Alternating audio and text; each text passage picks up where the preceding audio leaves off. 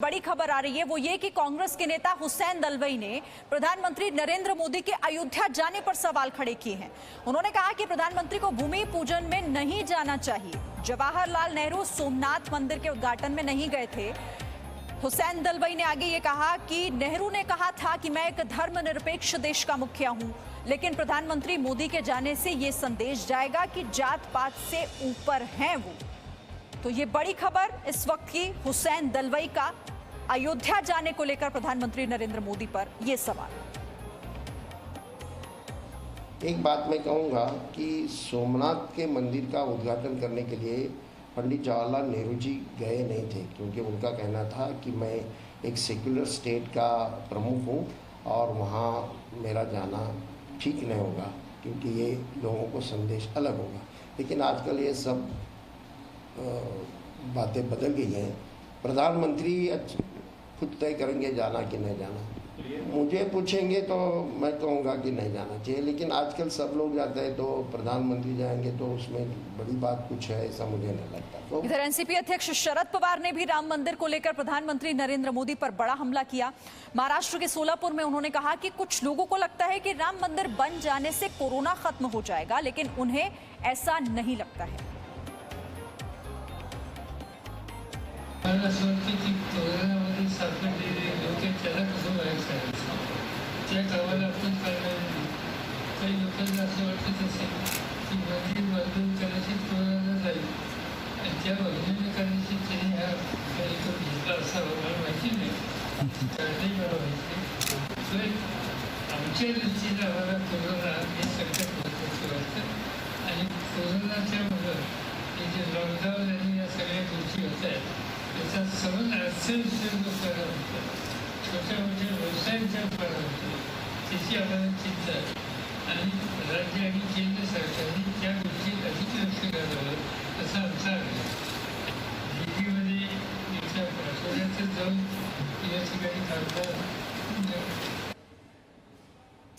और इस खबर पर बातचीत करने के लिए मेरे साथ दो सहयोगी रवि त्रिपाठी मेरे साथ जुड़े हुए हैं और साथ ही सचिन अरोड़ा जो कि अयोध्या में लगातार हैं, वहां की हर अपडेट आप तक पहुंचा रहे हैं। लेकिन रवि, देखिए पूरा देश तो इंतजार इस बात का कर रहा है कि वो दिन कब आए, चूंकि 5 तारीख तय हो गई है जब प्रधानमंत्री नरेंद्र मोदी जाएंगे और भूमि पूजन कार्यक्रम में शामिल होंगे। लेकिन सियासतदानों के लिए ये भी मुद्दा आस्था का नहीं है, सियासत का है।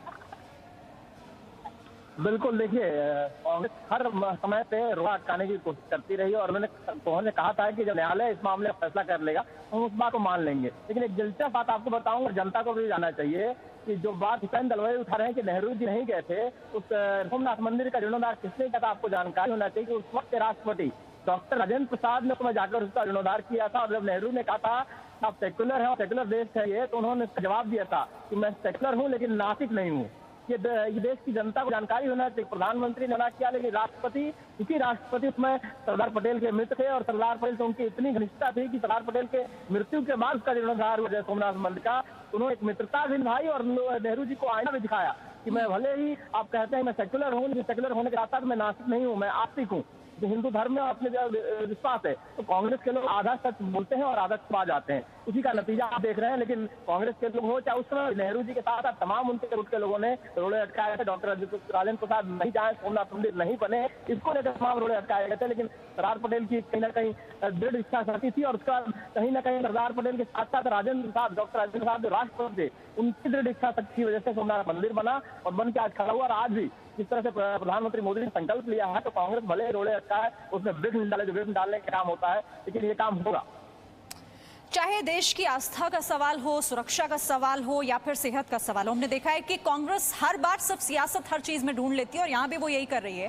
राम मंदिर के भूमि पूजन कार्यक्रम में 250 अतिथि शामिल होंगे। ये बड़ी जानकारी आपको दे देते हैं इससे जुड़ी हुई कि अयोध्या के प्रमुख साधु संत भूमि पूजन कार्यक्रम के दौरान मौजूद रहेंगे और अयोध्या आंदोलन से जुड़े हुए सभी वरिष्ठ और महत्वपूर्ण लोग मौजूद रहेंगे। सचिन, अब तैयारियां हो रही है, देखिए राजनीति तो होती रहेगी चूंकि राजनीतिक दलों का काम है ये, लेकिन दूसरी तरफ तैयारियां जोरों शोरों से। जाहिर सी बात है, और इस बात को लेकर के भले वो केदारनाथ जाना हो, बद्रीनाथ जाना हो, प्रधानमंत्री मोदी का या अन्य तीर्थ स्थलों पर जाना हो, उन्होंने कभी इस चीज से गुरेज नहीं किया। जिसे कहते हैं कि you wear your religion on your wrist, जिसे कहते हैं कि आप एक आस्तिक व्यक्ति हैं, आप एक धार्मिक व्यक्ति हैं, ठीक है, अगर आप सेकुलर राष्ट्र के प्रधानमंत्री हैं, राष्ट्राध्यक्ष है, इसका मतलब ये तो नहीं है कि आप क्या कहते हैं मंदिर अगर चले जाएंगे तो उसमें आपका सेकुलर फैब्रिक नष्ट हो जाएगा, इफ्तार पार्टी अगर हो जाएगी तो सेकुलर फैब्रिक नष्ट हो जाएगा, ये तो है नहीं।